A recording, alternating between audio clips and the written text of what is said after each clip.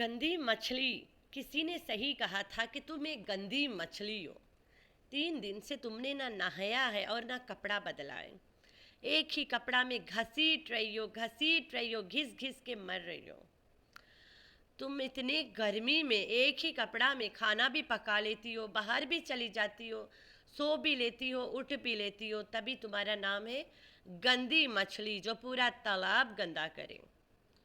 तो गंदी मछली अब थोड़ा नहा के आना आज, वरना अब तुम्हारे सपोर्टरियों सब्सक्राइबर्स को भी बू आने लग जाएगी कि गंदी मछली वाकई में बदबूदार है।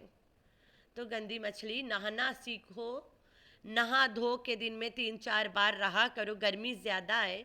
हम तो गांव की औरतें 4-5 बार तो पक्का नहा लेते हैं। एक सुबह, एक 10 बजे काम ख़त्म करके, एक दोपहर को लेटने से पहले नहा लेते हैं, फिर एक शाम को खाना बना के नहाते हैं, एक आखिरी खटिया में जाते जाते फिर नहा ही लेते हैं। तो भाई 4 या 5 टाइम हो ही जाता है नहाना। तू भी ट्राई कर ले। दादा मीनुआ ने कोफ्ते छोड़ के कोसर के घर का सालन तो खा लिया, लेकिन कोसर और ढोलू को तो मुंह तक नहीं लगाया। पता क्यों? दादा को पता है नौकरानी है, सालन सुलन बनाती है, यही खाना है हमें इसके हाथ का। और तो और ये ड्रामा कैरेक्टर लोग हैं, ड्रामा में नौकरी बजा रहे हैं, हम इनसे क्यों मुंह लगाएं? है तो मेरी बीवी बशीरा बीवी के फैमिली, जो बशीरा बीवी के ख़ानदान को मैं कभी मुंह नहीं लगाता हूँ। वो लोग के खातिर मैं क्यों इनको मुंह लगाऊं? तो दादा ने साबित कर दिया कि इब्राहिम मेरा पोता नहीं है। ठीक है, इब्राहिम मेरा पोता नहीं है, और मैं झूठ नहीं बोल सकता हूँ कि इब्राहिम किसके तरह दिखता है। इसलिए दादा ने कोई जवाब ही नहीं दिया। फिर उसके बाद आप लोग इतना दिन से क्या एक चीज़ नोट कर रहे हो? तैयबा और हलीमा वगैरह वगैरह बाइक पे जाते हैं ट्यूशन, सिर्फ टिंगमुंगी गाड़ी पे जाती है। टिंगमुंगी गाड़ी पे क्यों जाती है? पेट्रोल का पैसा जहाज़ देता है का? गाड़ी के पेट्रोल का पैसा शायद जहाज़ देता है, या फिर उसके स्कूल के जितना खर्च जहाज़ उठाता है। गोचू वो बाप है जिसका औलाद है वही उसका खर्च उठाए। गोचू के तरफ से आदेश दिया गया था पहले जहाज़ पापे को। तो मेरे ख्याल से गाड़ी पे जाना सिर्फ जहाज़ के लड़की के लिए मुनासिब है, क्योंकि गाड़ी के पैसे के खर्च वगैरह, गाड़ी के सब कुछ जहाज़ उठाता है। तो ये वाला मैं काफ़ी दिन से नोट कर रही थी यहाँ पे। एक चीज पता है क्यों होता है? कहते हैं ये बात, एक कहावत है कि गिफ्ट देने से ना प्यार बढ़ता है। और जिस इंसान का इखलाक होता है, प्यार होता है, जैसे अभी हम गए, मतलब एक है ना कि हम बाहर 1-2 बार मिले थे और बहुत अच्छा इखलाक उन्होंने भी हमें दिया था, इसी वजह से हम उनके घर पे ईद देने गए। अब वो हमारे पास आए और फिर हमें दावत भी देकर गए कि आपने जरूर आना है, हमने आपको दावत करनी है बाहर। और ये हमें पहले भी काफी टाइम से इनवाइट कर रहे थे। बस ये है कि जब तक आप आगे नहीं बढ़ते, जब तक आप कहीं जाते नहीं हो, जब तक आप मिलते नहीं हो, तब तक तो थोड़ा इंसान सोचते सोचते रह ही जाता है, अच्छा जाएंगे, अच्छा सोचेंगे। पहले भी हमें बुलाते रहे, इनवाइट करते रहे। तो थोड़ा इंसान सोते सोते रह ही जाता अच्छा जाए, तो थोड़ा इंसान सोते सोते रह ही जाता अच्छा जाए, तो थोड़ा इंसान सोते सोते रह ही जाता अच्छा जाए। Hi friends, I am back. कैसे हो मेरे प्यारे प्यारे बच्चा लोग? हम तो ठीक है, अल्लाह की शुक्र है। तो हाँ जी जी, सट्टू डार्लिंग, तो तलाती कैसे तुम हो? सोचते सोचते सोते सोते रह जाता है इंसान, सोते सोते रह जाता है इंसान। तो सोते सोते और टकली, तो टकली के अलावा तो तलैया भी है, लोगों को पता ही नहीं था। तो सट्टू डार्लिंग, तुम किसके प्यार में इतना तुतलाती हो? गोचू तो तुम्हें लिफ्ट नहीं करता है, प्यार नहीं देता है। ओ यस, खटमल के प्यार में तुतलाती हो।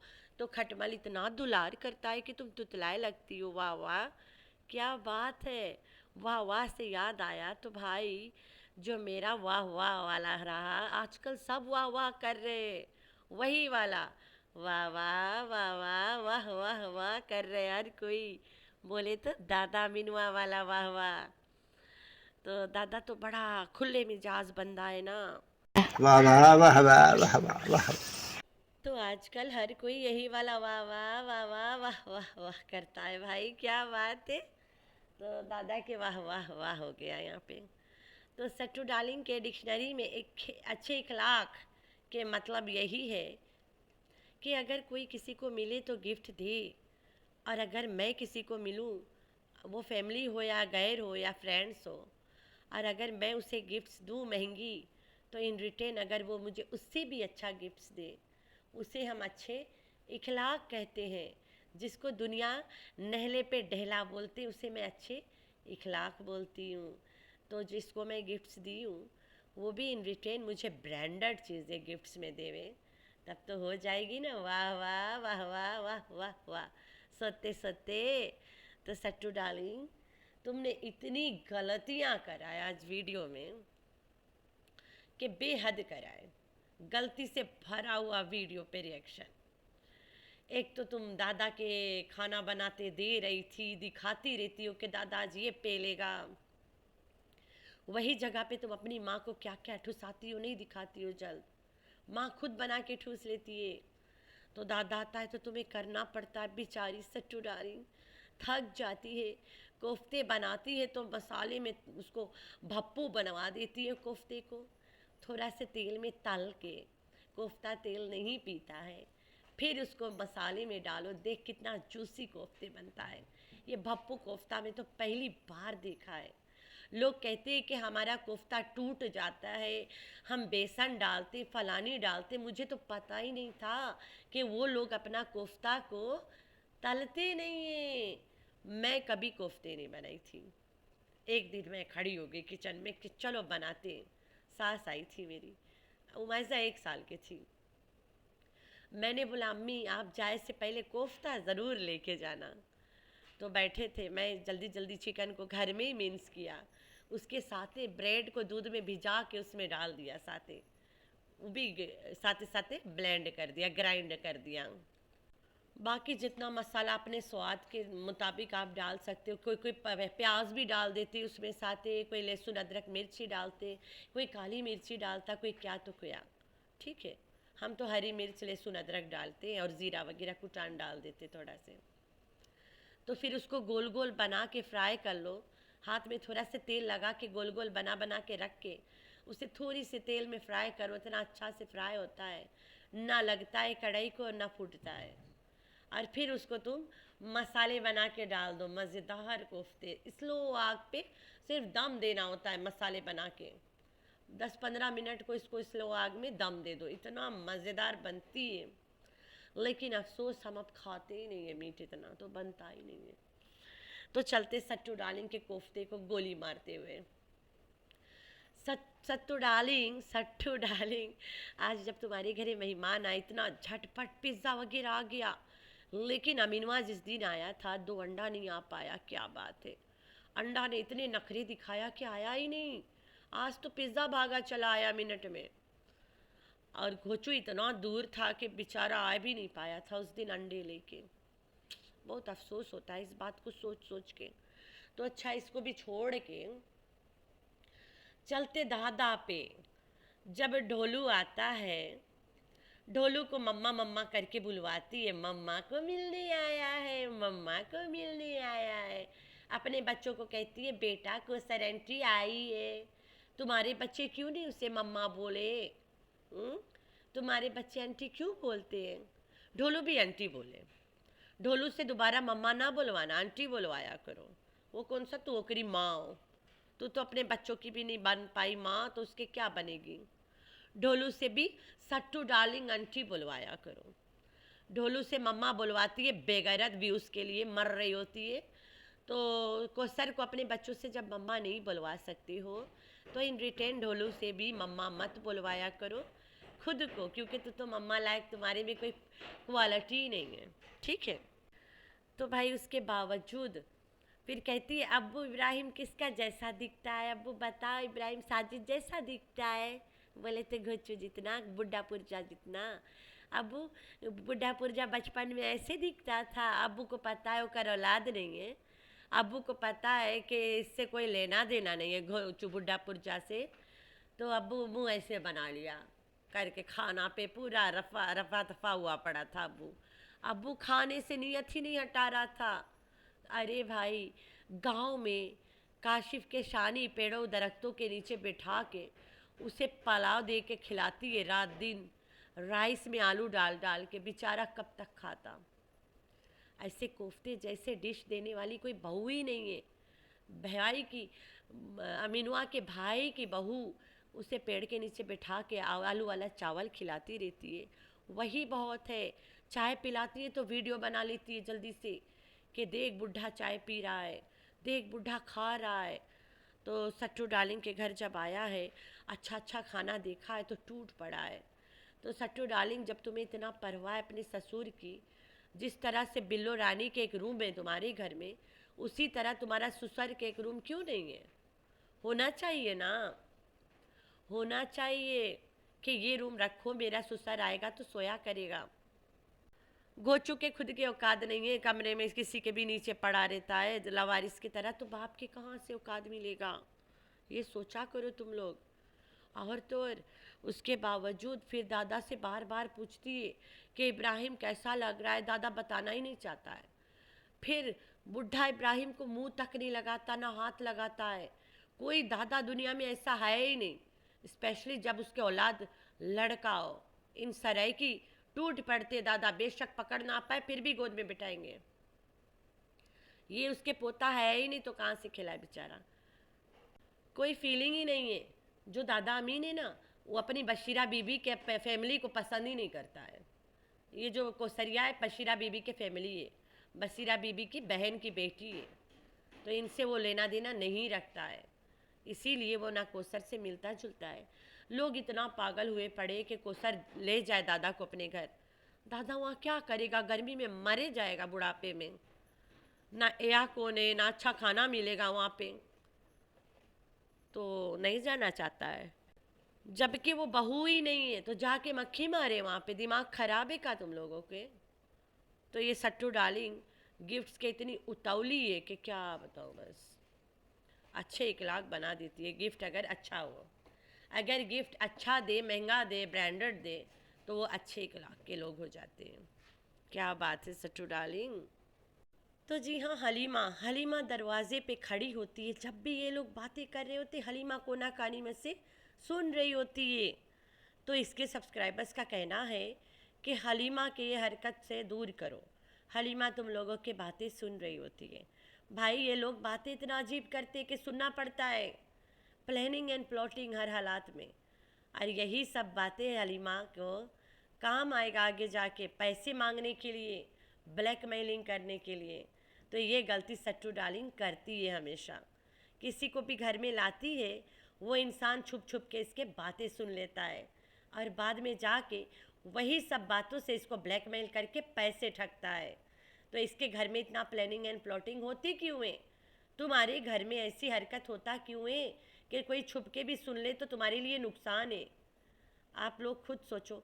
आप लोग के घर में कोई ऐसी बातें होती है कि अगर कोई छुप के सुने तो तुम्हारा नुकसान हो जाएगा?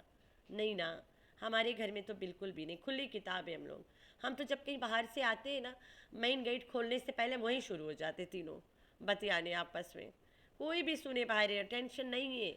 इर्द गिर्द घर है, वो लोग तो जाते भी नहीं है ना बाहर है, लेकिन वो लोगों के नज़र रहता है कि पड़ोसी आए, कहीं गए थे, और वो ताकते भी है निकल के कभी कभी। फिर भी हम लोग वहीं शुरू हो जाते बातें करना। बाहर से ही बातें करते आते हैं हम लोग। बाहर ही बातें करते, बाइक पे भी करते रहते हैं, क्योंकि हमारे बातों में इसी कोई प्राइवेसी छुपा नहीं है कि कोई सुन ले तो तहलका मच जाए। तो इसके घर में अगर कोई छुप के बात सुन ले, वो तहलका से कम नहीं है। तो आगे चलते। हलीमा कोई ट्यूशन नहीं जाती है। हलीमा का ट्यूशन ख़त्म कर दिया गया। वो सिर्फ कंटेंट ट्यूशन था। खुद के बच्चे नहीं पढ़ा सकती, उतनी औकात नहीं है, दूसरों को कहाँ से पढ़ाएगी? तो आगे चलते। टिंगमुंगी को दूसरों के घर में भेजती है ट्यूशन पढ़ने, दूसरों के घर में भेजती है। चलो दूसरों के घर के छोड़ो, अपने घर में भी हमारे पास बेटियां हैं, अगर 5-6 साल के बीच में है तो हमें पता है वो छोटी सी कपड़े में नीचे जंपा वगैरह पहना दो, छोटा सा लंबा ड्रेस के नीचे भी, तो हमें ध्यान रखना पड़ता है कि लड़की किस तरह से बैठती है, किस तरह से खेलती उठती है ना। तो पैर के गांठी तक के जंपा वगैरह पहनाते हैं हम लोग कि बच्ची खेले कूदे तो आसान रहे, उससे कुछ दिखे पिखे ना कहीं। बेशक घर में कोई आए ना जाए, तब भी हम इस बात का ख्याल रखते। पता क्यों? अगर ऐसा कुछ हो गया तो हमारे हस्बैंड्स पहले हमें कूटेंगे कि बच्ची को अच्छे से ढंग से कपड़े क्यों नहीं पहनाती हो तुम। तो इसलिए पहनाना पड़ता है। वो गुस्सा करेगा, लेगिंग और टी शर्ट ही पहना के छोड़ दिया करो बच्ची को। चलो तुम्हारी बेटी छोटी छोटी मिनी मिनी ड्रेस पहनने की शौक़ रखती है, तो उसके मिनी मिनी ड्रेस के नीचे पहनने के लिए कोई लेगिंग ही रखा करो। हम लोग इस्लाम है, हम इस्लाम कंट्री में रहते हैं, और बच्ची दूसरे के घर ट्यूशन जाती है, वहाँ पे उसका बंदा भी होता है, कभी कभी वो ला के वापस भी छोड़ते हैं। शाहरुख बहुत बाहर बच्ची के ड्रेस उठा उठा के ऐसे घूमता रहता था पकड़ के, अच्छा नहीं लगता था, पहले भी ऐसे हो चुका है।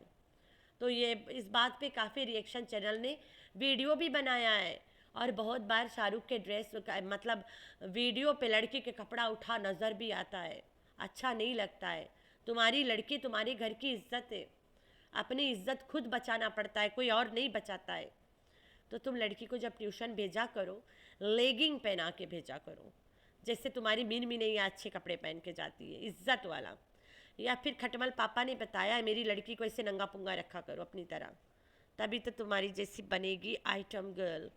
तो ये वाला हरकत छोड़ो, बच्ची छोटी है भी, मुझे पता है तुम्हारी लड़की थोड़ा खुले मिजाज की है, उसे भी पसंद है ये सब हरकतें, तो तुम उसको अभी से रोकोगी नहीं तो कैसे रुकेगी। पहला बात है तुम्हें खुद फोकस करना पड़ेगा अपने बच्चियों पे, बच्चियों को खुद समझाना पड़ेगा कि बेटा बाल हर वक्त नहीं खोलते हैं, बेटा छोटी छोटी कपड़े पहन के कोई भारे नहीं जाते हैं, ये सब खुद बताना पड़ता है। लेकिन तुम तो अपनी लड़की को सिखाई हो कि बेटा तुम्हें एक मॉडल बनना है, बचपन से शूट करवाना है, फ़ोटो शूट करवा के आगे बढ़ना है तुम्हें। कब तक आखिर? लंबे कपड़े पहन के भी बच्चों के फ़ोटो शूट हो जाता है, ठीक है, एक से एक कपड़े।